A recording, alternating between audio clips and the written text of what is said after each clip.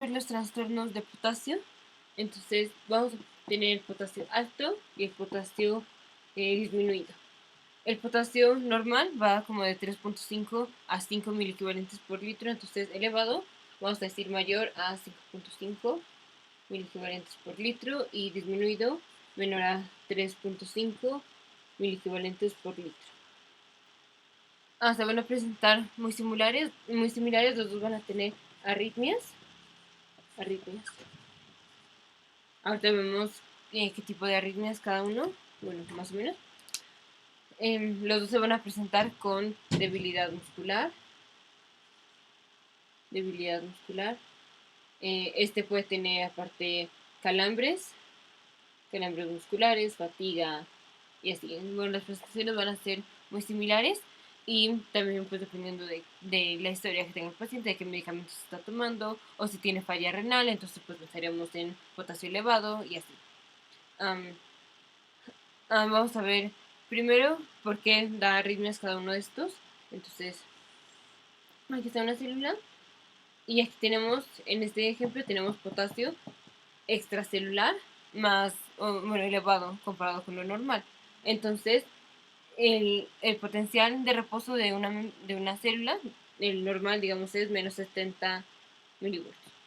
Si ahora le ponemos potasio aquí, o sea, el potasio plasmático está elevado, entonces hay menos diferencia entre el potasio que está aquí y acá. O sea, la célula sí sigue teniendo más potasio intracelular que extracelular, pero el gradiente disminuye. Entonces pasa de que sea un gradiente de menos 70, va a pasar como el gradiente ahora disminuye, como pusimos cargas aquí positivas, entonces va a pasar a uno, digamos, de menos 60 milivolts. Entonces, en hipercalemia, la célula está muy excitable, es más fácil que se pueda echar a una despolarización. Si tiene que pasar de menos 70 a, digamos, 35 milivolts para que haga una despolarización, aquí tiene que pasar de menos 60 a 35 milivolts, está más fácil. Entonces, estas son células que están sobreexcitables.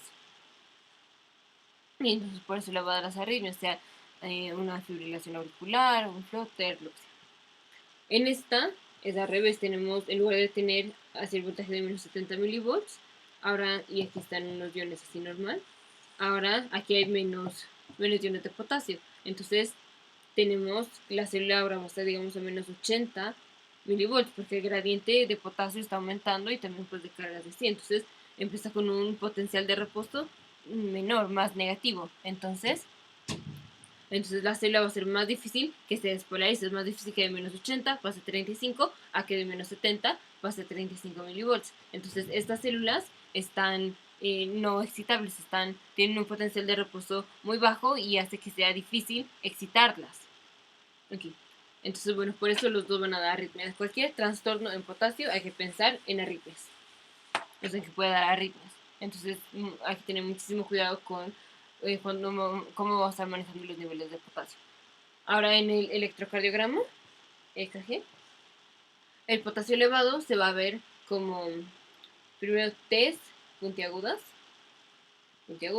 puede haber aplanamiento de la onda P y ensanchamiento del QRS. Pero estos ya son con hipercalemia más severa o así, pero lo que sí siempre va a ser las T's puntiagudas, esto sí.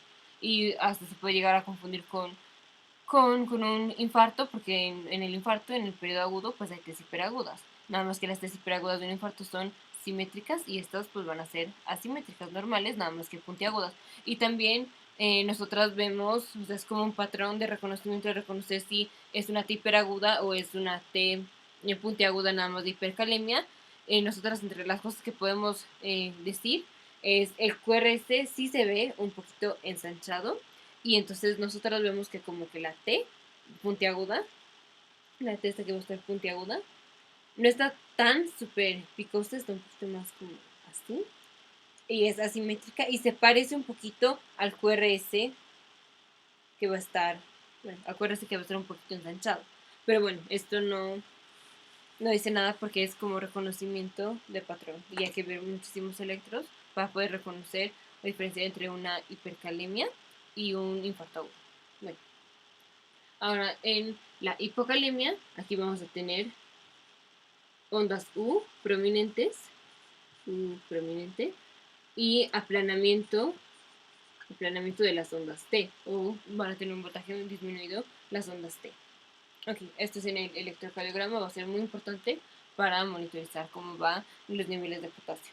Ahora, las causas por las que podemos tener, aparte de los medicamentos que ya conocemos, así como si es un ahorrador de potasio, pues le va a dar hipercalemia. Si es un diurético de asa, le va a dar hipocalemia. Y así, aparte de eso, si damos insulina, al dar insulina, ¿qué es lo que pasa? Tenemos aquí la célula, está la bomba de sodio y potasio, saca sodio y mete potasio. La insulina lo que hace es que activa a esta bomba, entonces la activa, pues saca más sodio y mete más potasio. Entonces el potasio lo está metiendo. Ahora vamos a hacer ahora una tabla de cuáles son las cosas que meten el potasio y cuáles son las cosas que lo sacan. Entonces aquí potasio hacia la célula y aquí potasio fuera de la célula. Entonces la insulina lo va a meter. La insulina lo mete. La siguiente son los agonistas beta o estimulación beta adrenérgica, porque en la estimulación beta libera insulina. Tenemos receptores beta 2 en las células pancreáticas que hacen estimulación de insulina. Entonces, beta 2, pues lo metería. Un alfa 2 hace lo opuesto a los beta 2 con respecto a la insulina. Entonces aquí disminuye la secreción de insulina, entonces lo sacaría de la célula. Aunque otras cosas, la osmolaridad, si tenemos un estado de hiperosmolaridad, o acidosis,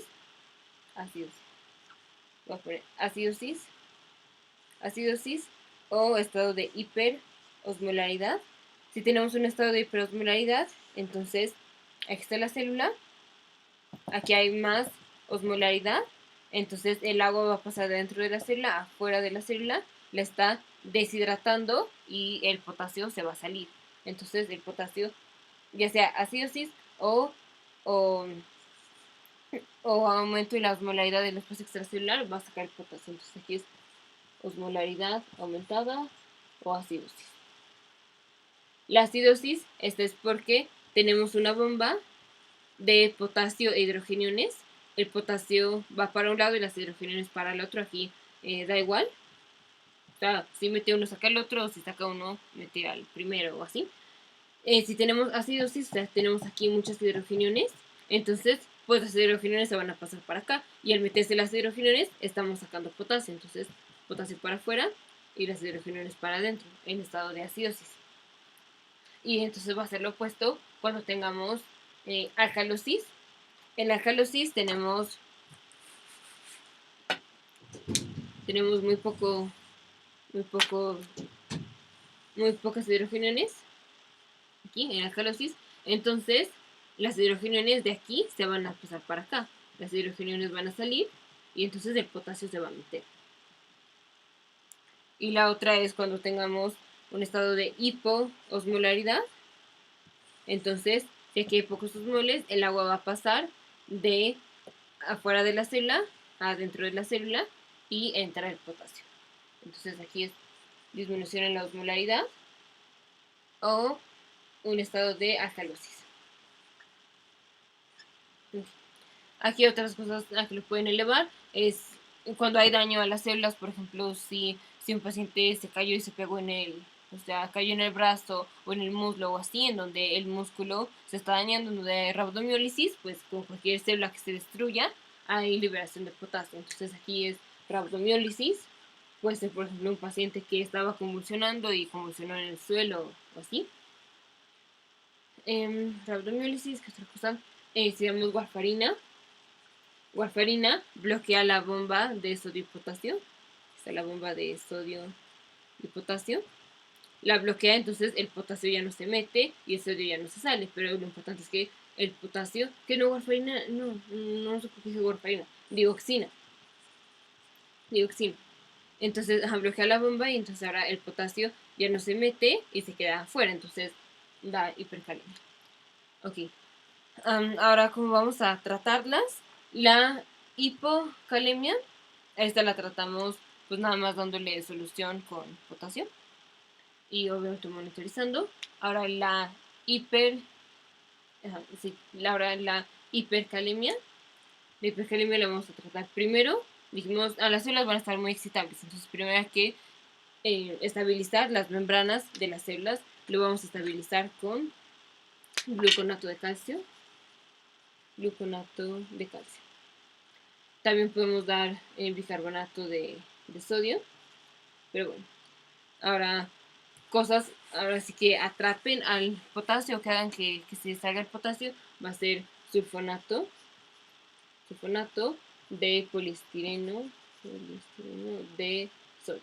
Este es como una resina que va a atrapar al potasio en el tracto gastrointestinal. Okay. ¿Qué otra cosa? Vamos a dar insulina para que se meta a las células. Entonces daremos insulina. Y si vamos a dar insulina hay que dar glucosa porque si no le vamos a dar una hipoglucemia. Entonces insulina con glucosa. Esto lo vamos a hacer por ejemplo en pacientes que tengan diabetes mellitus o una cetoaciduria o así, un estado de cetoacidosis o así. Los pacientes pueden tener medido en el plasma, pueden tener un aumento en el potasio, pero en realidad están depletados de potasio. O sea, sus células están depletadas de potasio, aunque en el plasma está aumentado el potasio. Entonces, ahí hay que dar, pues obviamente si es un estado de hiperosmolaridad, si es como osmolaridad o así de diabetes o así, pues hay que darle insulina para bajarle la glucosa, pero también tenemos que darle potasio, aunque o sea, porque queremos darle insulina, una, pues para que se meta a las células, y otra, no, o sea, no queremos estar pidiendo potasio, entonces vamos a dar insulina, aunque tengamos el potasio elevado.